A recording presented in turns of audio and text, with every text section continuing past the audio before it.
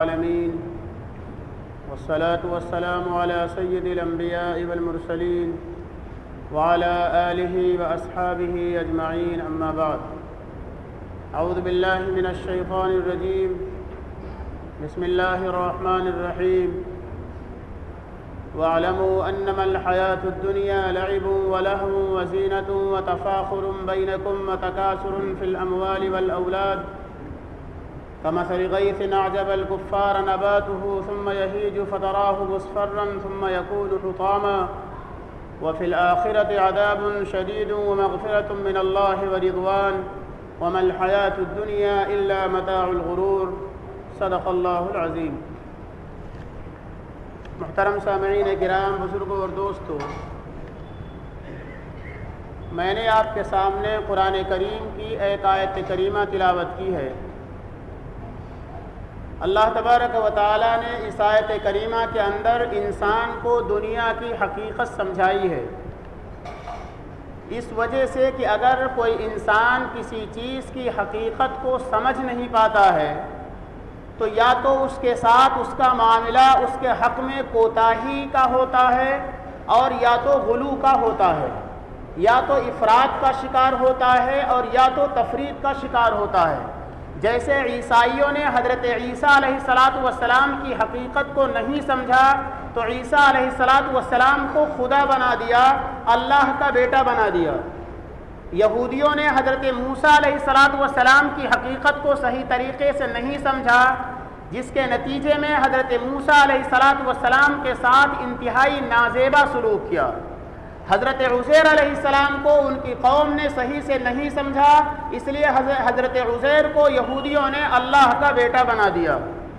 دنیا کی حقیقت یہ ہے کہ اگر انسان کسی چیز کی حقیقت کو نہیں سمجھ پاتا ہے تو پھر اس سے متعلق جو حقوق وابستہ ہیں، جو ذمہ داریاں وابستہ ہیں، جس طرح سے اس کے ساتھ پیش آنا چاہیے، جس طرح سے ان چیزوں کو استعمال کرنا چاہیے، جس طرح سے ان چیزوں کو اختیار اور حاصل کرنا چاہیے، یہ چیزیں صحیح معنی میں صحیح طریقے پر نہیں ہو پاتی ہیں۔ اگر ایک انسان بیوی کی حقیقت کو اور ماں کی حقیقت کو نہیں سمجھ پایا تو ان دونوں کو ملا کر کے وہ اپنی زندگی کی گاڑی کو نہیں چلا سکتا ہے۔ اگر وہ بیٹا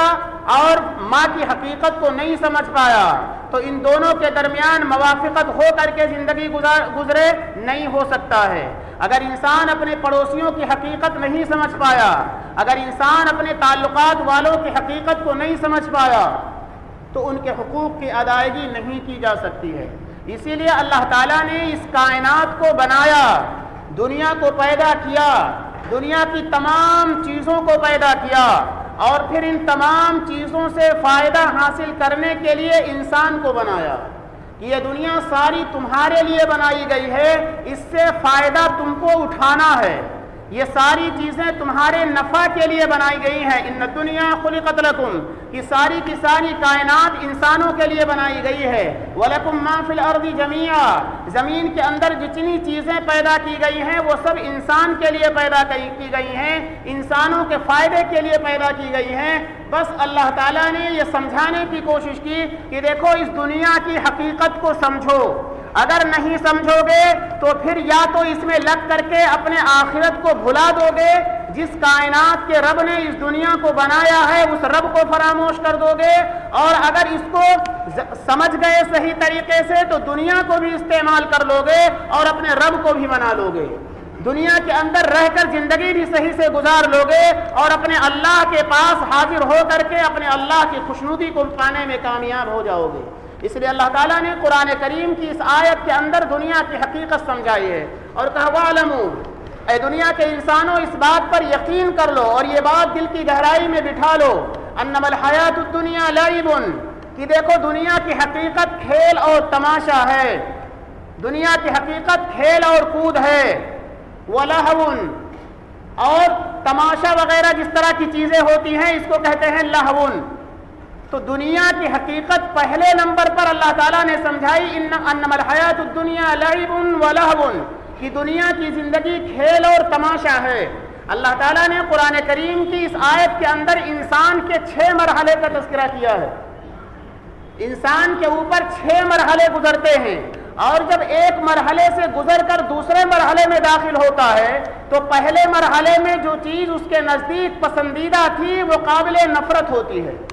جب وہ تیسرے مرحلے میں پہنچتا ہے تو دوسرے مرحلے میں جو چیز اس کو مرغوب تھی اس سے اس کو نفرت ہوتی ہے. اسی طرح سے جیسے جیسے وہ مرحلوں کو طے کرتا ہوا چلا جاتا ہے، جب آگے کے مرحلے میں پہنچتا ہے تو پچھلے مراحل سے اس کو دلچسپی باقی نہیں رہ جاتی ہے. جیسے مثال دی مفسرین نے کہ ایک چھوٹا سا بچہ ہوتا ہے، جب وہ اپنی ماں کے گود میں ہوتا ہے، ابھی 6 مہینے اور سال بھر کا بچہ ہوتا ہے، اس بچے کے ہاتھ میں اگر کوئی جھنجھنا دے دیا جائے یا کوئی کھیلنے کی چیز اس کے ہاتھوں میں پکڑا دی جائے تو وہ چھوٹا سا بچہ اپنی ساری کائنات اسی جھنجھنے کو سمجھتا ہے. اگر اس بچے کے ہاتھ سے وہ جھنجھنا لے لیا جائے تو بچہ وہ چیخنے لگتا ہے، چلانے لگتا ہے، رونے لگتا ہے، ضدی ہو جاتا ہے، ضد کر کے رونا شروع کر دیتا ہے. کیوں؟ اس لیے کہ وہی کھلونا سب کچھ اس کے نزدیک تھا. لیکن یہی بچہ جب تھوڑا آگے بڑھتا ہے تو اب آگے اگر وہ بچہ 6 سال کا ہو گیا، 7 سال کا ہو گیا، 10 سال کا ہو گیا، اس بچے کو اس عمر میں پہنچنے کے بعد اگر کوئی جھنجھنا لا کر کے دے دے تو بچہ کہے گا کیا میں دودھ پیتا بچہ ہوں، مجھے جھنجھنا لا کر کے دیا جب میں جھنجھنا کھیلنے کے لائق ہوں. تو جو چیز اس کو پہلے مرحلے میں پسند تھی، جب اس کا مرحلہ آگے بڑھا تو اب وہ چیز اس کو پسند نہیں ہے. وہ سمجھے گا کہ میرا مذاق اڑایا جا رہا ہے، میں اتنا بڑا بچہ ہوں، مجھے جھنجھنا لا کر کے دیا جا رہا ہے. یہی بچہ جب اور آگے بڑھتا ہے، جب جوانی کی عمر کو پہنچتا ہے تو اس کو اپنی آرائش اور زیبائش کی فکر ہوتی ہے. اس کا کپڑا اچھا ہونا چاہیے، اس کا جوتا اچھا ہونا چاہیے، اس کے کپڑے کے اندر کہیں موڑ نہیں ہونا چاہیے، میں نے بالکل کرچ بنی ہوئی ہونی چاہیے، پریس ہونا چاہیے اس کے اوپر، اس کے بال اچھے ہونے چاہیے، اس کا چہرہ اچھا ہونا چاہیے. اسی لیے آپ نوجوانوں کے دیکھیے جتنا اندر میں چاہے ان کے بغل کے بال اتنے بڑے بڑے نظر آ رہے ہوں، لیکن چہرے کو وہ ہر گھنٹے پر آئینہ میں دیکھتے ہیں اور ہر بار کنگھا ہاتھ میں رکھیں گے اور بال کو بار بار کنگھا کریں گے، چاہے اندر گندگیوں کا انبار ہو، چاہے انہوں نے زیر ناف کی صفائی کیے ہو، ان کو 4 مہینہ ہو گیا ہو، چاہے بغل کی صفائی کیے ہوئے سال ہو گیا ہو، بدبو اٹھتی ہو. اگر ان کو دیکھ لیا جائے کسی سامان کو دیتے ہوئے اور ہاتھ گنجی پہنے ہوئے ہوں تو گھن آ جائے گی. آپ ان کے ہاتھوں سے پانی نہیں پی سکیں گے،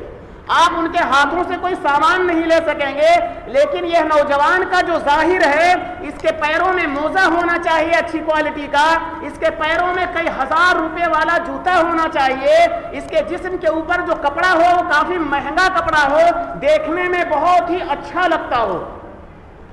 اگر اس کپڑے کے خلاف اس کا باپ بولتا ہے تو بولتا ہے ابا آپ ابھی سمجھتے نہیں ہیں دنیا کو. اگر ابا کہتے ہیں بیٹا جوتا تھوڑا نارمل کمپنی کا لے لو، اتنا پیسہ مت لگاؤ، اس سے کیا ہونا، پہننا ہی تو ہے، وہ کہتا ہے ابھی آپ دنیا کو جانتے نہیں ہیں. وہ اپنے باپ اور ماں کو نصیحت کرے گا کہ بیٹا ابا ابھی آپ یہ سب چیزوں سے جانتے ہیں، آپ کیا جانیں دنیا کیا ہے. تو اس عمر میں پہنچنے کے بعد 25 سال کی، 20 سے 25 سال 30 سال کی جب عمر ہوتی ہے تو اس عمر کے اندر نوجوانوں کا حال یہ ہوتا ہے کہ ان کو صرف اور صرف اپنے آرائش اور زیبائش کی فکر ہوتی ہے، اور اسی کا مظہر ہوتا ہے بچوں کے سروں پر جو بال ہوتا ہے وہ اسی آرائش اور زیبائش کا حصہ ہے. اپنے آپ کو اچھا بنانے میں اتنا آگے نکل جاتے ہیں کہ وہ یہ بھول جاتے ہیں کہ میرے سر پر جو بال ہے آیا وہ انسانوں کا ہے یا کسی جانور کا ہے. اگر ان کے سر کی تصویر سامنے رکھی جائے اور بعض جانوروں کی تصویر سامنے رکھی جائے تو ان کے سر کے بالوں میں اور جانوروں کے سر کے بالوں میں کوئی فرق نظر نہیں آئے گا. صرف یہ نوجوان اس کو اچھا لگنا چاہیے، کسی نے کہہ دیا کہ ایسا بال ہوگا تو بہت اچھے لگو گے، فلاں ہیرو ایسا بال رکھتا ہے، اس لیے انہوں نے اپنے سر کے اوپر وہی بال سجا لیا تاکہ لوگ مجھے دیکھیں تو خوش ہو جائیں. میں دیکھنے میں بعض نوجوان تو پوچھتے اچھا لگ رہا ہے میرا بال اچھا، بعض نوجوان تو کئی کلر کا بال کرواتے ہیں، نہ جانے کیسی کٹنگ چلی ہے. صرف نوجوان کو صرف اس بات کی فکر ہوتی ہے کہ ہم کو اچھا لگنا ہے. اس کے پاس گاڑی بھی ہوگی تو اپنے ماں باپ سے ضد کر کے مہنگی گاڑی خریدے گا کہ نہیں ہم کو یہ نہیں یہ والی چاہیے، اگر نہیں دیجیے گا تو ہم یہ کر ڈالیں گے یا پڑھنے نہیں جائیں گے یا یہ نہیں کریں گے. مختلف طرح کی صورتحال سامنے آئے گی.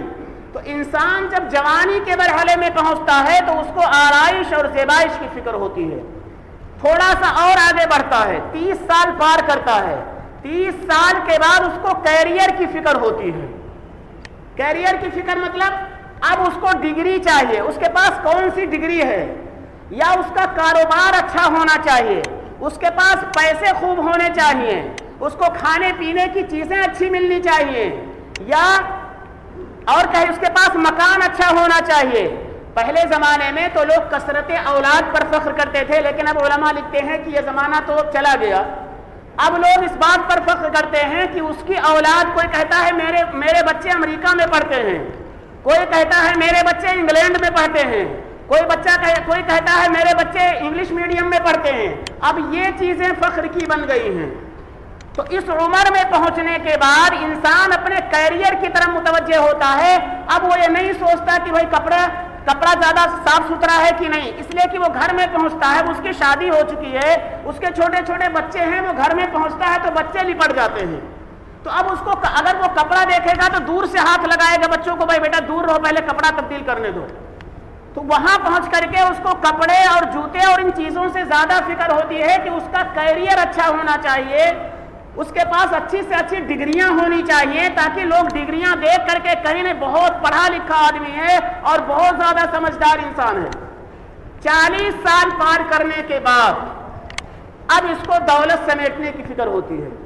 40 سال جب انسان پار کرتا ہے، تکاثر فی الاموال والاولاد، اب 40 سال کے بعد انسان سوچتا ہے کہ ارے میرے پاس مال زیادہ سے زیادہ ہونا چاہیے،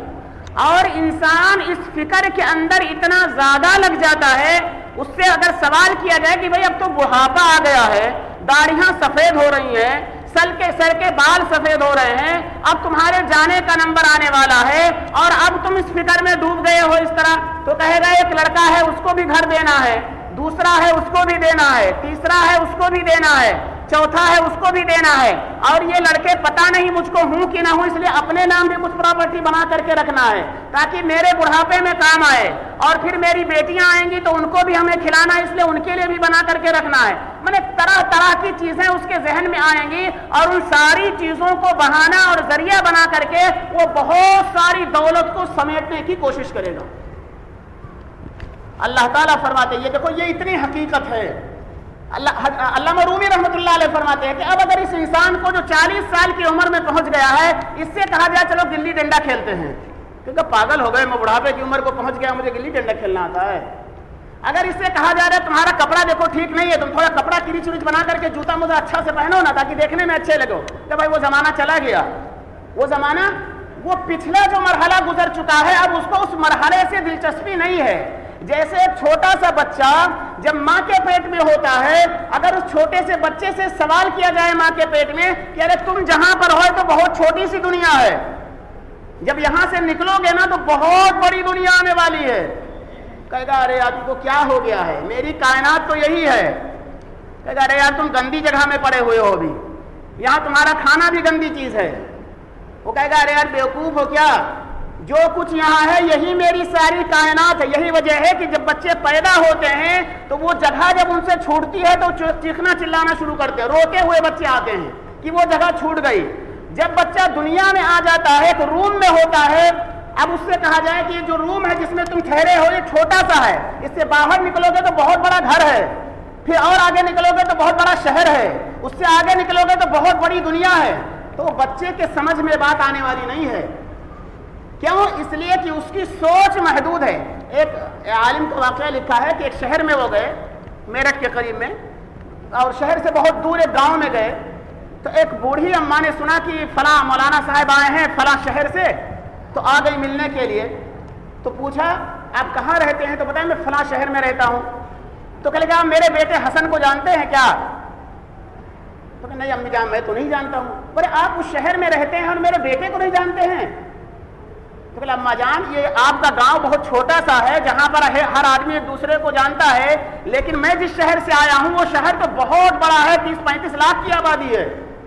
اس میں ایک دوسرے کو جاننا آسان ہے۔ کہتے میں سمجھاتا رہا امی جان کو، لیکن امی جان کے سمجھ میں بات نہیں ہے کہ بتاؤ ایک آدمی ایک شہر میں رہتا ہے اور دوسرے کو نہیں جانتا ہے، کیوں؟ اس لیے کہ وہ بوڑھی اماں کو کبھی باہر جانے کا، شہروں میں جانے کا اتفاق نہیں ہوا تھا، اس لیے ان کی سوچ وہی تھی۔ اللہ تعالیٰ نے اس حقیقت کو انسان کو سمجھایا ہے کہ دیکھو تمہارے اوپر ایک مرحلہ وہ آنے والا ہے کہ جب تم کو اس دنیا سے کوچ کر کے آخرت کی طرف جانا ہے۔ اب اس آخرت کے بارے میں تمہیں یہ سوچنا ہے کہ وہاں پر جو مرحلہ آئے گا وہاں پر کیا چیزیں تمہیں کام آنے والی ہیں۔ اب یہی بات سمجھانے کے لیے اللہ تعالیٰ نے انبیاء کو بھیجا، اسی بات کو سمجھانے کے لیے اللہ نے کتابیں نازل کی، انبیاء کرام کو بھیجا کہ مرنے کے بعد ایک بھیانک مرحلہ تمہارے سامنے آنا ہے اور تمہیں ان میں ان حالات سے گزرنا ہے، ان چیزوں کی تمہیں وہاں ضرورت ہوگی۔ اب ایک انسان جو اس دنیا کی حقیقت کو نہیں سمجھا، اس نے سمجھا کہ دنیا تو بہت بڑی ہے، اس لیے ایک حدیث میں فرمایا گیا کہ سب سے آخر میں جو انسان جنت میں جائے گا، سب سے لاسٹ میں، اللہ تعالیٰ اس کو دنیا سے 10 گنی بڑی جنت دیں گے۔ وہ انسان حیران ہو کر کے اللہ سے کہے گا اللہ مجھ سے مذاق کرتے ہیں؟ اللہ تعالیٰ کہیں گے میں تم سے مذاق نہیں کرتا ہوں، تم کو اس دنیا سے 10 گنی بڑی جنت میں نے دی ہے، جاؤ۔ انسان کو یقین نہیں آئے گا، اس لیے کہ وہ دنیا ہی پوری نہیں دیکھ سکا ہے، تو دنیا سے 10 گنی بڑی جنت کا تصور اس کے ذہنوں میں کیسے آ سکتا ہے؟ اس کو قرآن نے سمجھایا تو کیا کہا؟ سابقوا الی مغفرۃ من ربکم وجنۃ عرضھا کعرض السماء والارض، کہ اللہ جنت میں ایسی جنت دیں گے اور جس کی چوڑائی زمین اور آسمان کی چوڑائی کے برابر ہوگی، لمبائی کا کوئی پتہ نہیں ہے کتنی لمبی ہوگی وہ جنت، چوڑائی کا تذکرہ کیا ایسے سمجھو جیسے اس سے زیادہ انسان کے تصور میں آ نہیں سکتا۔ اوپر دیکھے گا تو آسمان، اس سے اوپر اس کی نگاہ نہیں جا سکتی، نیچے دیکھے گا تو یہ زمین، اس سے نیچے اس کی نگاہ نہیں۔ اس لیے اللہ نے یہ حد متعین کی کہ یوں سمجھو کہ اوپر آسمان نیچے زمین، اس کی جو چوڑائی ہے اتنی چوڑی کم سے کم جنت کی چوڑائی ہوگی اور لمبائی کا کوئی پتہ نہیں۔ تو انسان کی عقل میں یہ بات نہیں آتی ہے کہ ارے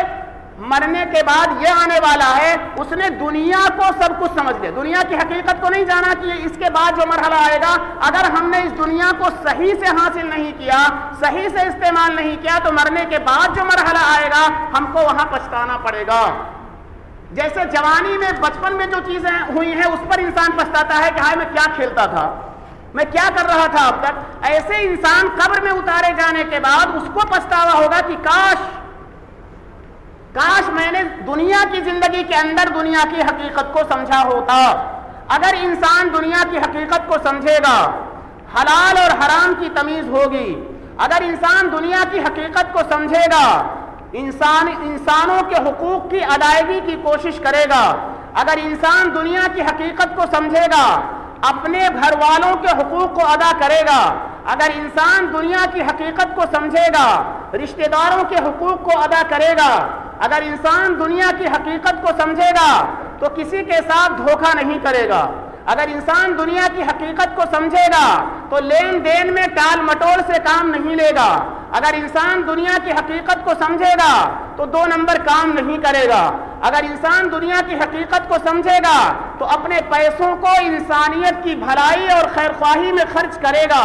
اگر انسان دنیا کی حقیقت کو سمجھے گا تو رسول اللہ صلی اللہ علیہ وسلم کی ذات گرامی اور آپ صلی اللہ علیہ وسلم کے بتائے ہوئے راستے سے بھی محبت ہوگی اور اس راستے پر چلنے کو اپنے لیے فخر کا ذریعہ سمجھے گا، اپنی کامیابی اسی میں وہ تصور کرے گا۔ جس نے اس دنیا کی حقیقت کو نہیں سمجھا، اللہ تعالیٰ نے کہا ان کا حال کیا ہے؟ اعجب الکفار نباتہ ثم یہیج فتراہ مصفرا، کہ دیکھو اس دنیا کا حال کیا ہونے والا ہے۔ جیسے کسان کھیتی لگاتا ہے، وہ بارش ہوتی ہے، بارش ہونے کے بعد وہ کھیتی لہلہا اٹھتی ہے، ہری بھری ہو جاتی ہے، جب یہ کسان اس کھیتی کی طرف جاتا ہے دیکھ کر کے اس کا دل خوش ہو جاتا ہے کہ واہ کیا میری کھیتی آگے بڑھی ہے اور کس طرح سے ہری بھری کھیتی ہے۔ لیکن ایک وقت آتا ہے، کچھ دن کے بعد وہ کھیتی پر پیلا پن سوار ہوتا ہے اور اس پیلے پن کے بعد پھر وہ کھیتی پوری کی پوری بھوسا بن جاتی ہے۔ جب بھوسا بن جاتی ہے کسان کو سمجھ میں آتا ہے کہ دیکھو یہ جو میری کھیتی ہری بھری تھی وہ اس میں بقا نہیں تھا، آگے چل کر کے اس کا انجام یہ ہوا۔ اسی طرح سے اللہ تعالیٰ فرماتے ہیں یہ دنیا کی حقیقت کھائے ہوئے بھوسے کی طرح سے ہے، جس نے اس کو بھوسے کی طرح استعمال کیا، اپنی ضرورت میں استعمال کیا، اپنے کام کاج کی چیزوں میں استعمال کیا، لیکن اس کو دنیا کو اپنے دل میں نہیں بسایا، دنیا کی لالچ کے پیچھے نہیں پڑ گیا، دنیا کی حوث اور محبت اس کے دل کی گہرائی میں نہیں بیٹھی۔ جو شخص محبت سے اپنے دل کو بچانے میں کامیاب ہو گیا، وہ شخص دنیا کو صحیح طریقے سے حاصل بھی کرے گا اور دنیا کو صحیح سے استعمال بھی کرے گا، اور جس نے دنیا کو دل میں بسا لیا اس کا پہلا نقصان ہوگا کہ وہ اللہ کو فراموش کر دے گا۔ وہ یہ بھول جائے گا کہ دنیا کا خالق اور مالک اللہ ہے، دنیا کا پیدا کرنے والا اللہ ہے۔ یہ انسان کے ذہن سے یہ بات فراموش ہو جائے گی، اور آج یہ باتیں ہماری آنکھوں سے ہم کو نظر آتی ہیں، ہم سب اپنی آنکھوں سے دیکھ رہے ہیں کہ ایک انسان صبح سے اٹھ کر رات تک صرف دنیا کے پیچھے لگ جاتا ہے، ہر دم اسی کے بارے میں سوچتا ہے، جس کا نتیجہ یہ ہے کہ دکان میں بیٹھ کر کے بھی اس کی نمازیں ضائع ہوتی ہیں، آفس میں بیٹھ کر کے بھی اس کی نمازیں ضائع ہوتی ہیں، کارخانے میں بیٹھ کر کے وہ دوسروں سے جھوٹ بول کر کے اپنے پیسوں میں اضافہ کرنے کی کوشش کرتا ہے، وہ مال بنانے کے اندر کوالٹی میں تبدیلیاں پیدا کرتا ہے، وہ مال بنانے کے اندر جو سامان اس میں لگانا چاہیے اس میں کوالٹی چینج کر دیتا ہے۔ یہ تمام چیزیں اس لیے ہوتی ہیں کہ وہ انسان یہ فراموش کر چکا ہے، یہ بھول چکا ہے کہ ہم کو کل خدا کے دربار میں حاضر ہونا ہے۔ یہی سوچ مشرکین کی تھی، یہی سوچ ان لوگوں کی تھی جو آخرت کو نہیں مانتے ہیں، یہی سوچ ان لوگوں کی تھی جو دوبارہ زندہ ہونے کے قائل نہیں ہیں، یہی سوچ ان لوگوں کی ہے جنہوں نے سب کچھ دنیا کو سمجھا ہے اور آخرت کی حقیقت ان کے یہاں کچھ بھی نہیں ہے۔ اور جب تک آخرت کا یقین انسان کے دل و دماغ میں نہیں بیٹھے گا اس وقت تک وہ انسان دنیا کے انسانوں کے ساتھ اچھائی کا معاملہ نہیں کر سکتا ہے، چاہے وہ مسلمان ہو چاہے وہ کوئی غیر مسلم ہو، چاہے وہ اپنا ملک کا معاملہ ہو چاہے کسی دوسرے ملک کا معاملہ ہو۔ جس انسان کو بھی آخرت کی جواب دہی کا احساس نہیں ہوگا، دنیا کی حقیقت کا ادراک اس کو نہیں ہوگا، وہ انسان اس دنیا کے اندر رہ کر کے یا تو افراط کا شکار ہو جائے گا اور یا تو تفریط کا شکار ہو جائے گا۔ اس لیے اللہ تعالیٰ نے آخر میں کہا وَمَا الْحَيَاةُ الدُّنْيَا إِلَّا مَتَاعُ الْغُرُورِ، کہ یہ بات یاد رکھنا کہ دنیا سے بہت سے لوگ دھوکہ کھا چکے ہیں، اور دنیا تو دھوکہ دینے والی چیز ہے ہی، کس کے کام آئی ہے دنیا مرنے کے بعد؟ اس لیے تمہارے کام بھی نہیں آئے گی۔ اس لیے جتنا ضرورت ہے جائز طریقے پر جو کر سکتے ہو اتنا کرو، اس میں لگ کر کے خدا کو فراموش نہ کر دو۔ اس لیے ہمیں یہ حقیقت سمجھنی چاہیے اور دنیا کو حاصل بھی کرنا ہے، لیکن دنیا کے پیچھے نہیں پڑنا ہے، دنیا کو حاصل کرتے ہوئے اپنے اللہ کو بھی منانا ہے، اللہ کو راضی کرنا ہے، تاکہ ہم جب خدا کے دربار میں پہنچیں تو اللہ کی رضامندی ہم کو حاصل ہو جائے۔ اللہ تعالی ہم سب کو سمجھنے اور عمل کرنے کی توفیق عطا فرمائے۔ وما علینا الا البلاغ۔